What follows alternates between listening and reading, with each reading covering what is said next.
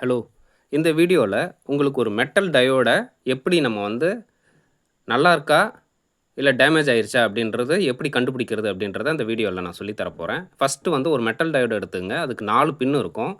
ஒரு பின்னு மட்டும் மாறி இருக்கும். நீங்கள் அதை கண்டுபிடிக்கணும். ஒரு பின்னு டைரக்ஷன் மாறி இருக்கும். அதை நீங்கள் பார்த்தீங்கனாலே தெரியும். இப்போ இந்த 3 பின்னு சேமாக இருக்குது. இந்த ஒரு பின் மட்டும் மாறி இருக்கும். நல்லா பாருங்கள், தெரியும். ஓகேவா? அந்த மாறி இருக்க பின்னு இருக்குது பாருங்கள். இந்த மாறி இருக்க பின்னு பாக்கி 3ம் சேமாக இருக்கும். இது மட்டும் மாறி இருக்கும். அந்த மாறி இருக்கிறது டிசி பாசிட்டிவ். அந்த டிசி பாசிட்டிவ் இருக்கா, அதுக்கு நேராக சைடில் இருக்கிறது டிசி நெகட்டிவ். பாக்கி 2ம் ஏசி. அவ்வளோதான் இதில். இதை கண்டுபிடிச்சதுக்கு அப்புறமா என்ன பண்ணணும், மல்டிமீட்டரை கண்டினியூட்டி மோடு நல்லா பார்த்தீங்கன்னா தெரியும். கண்டினியூட்டி மோடு அந்த பீப் சவுண்ட் வரும் இல்லையா, அந்த மோடில் வச்சுட்டு இங்கே பாருங்கள்.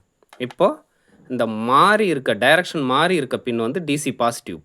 பாசிட்டிவில் வச்சுக்கிட்டு நெகட்டிவில் வச்சிங்கன்னா ஓடக்கூடாது. அதே திருப்பி வச்சிங்க அப்படின்னா நெகட்டிவில் பாசிட்டிவ் வச்சிங்கன்னா ஓடணும்.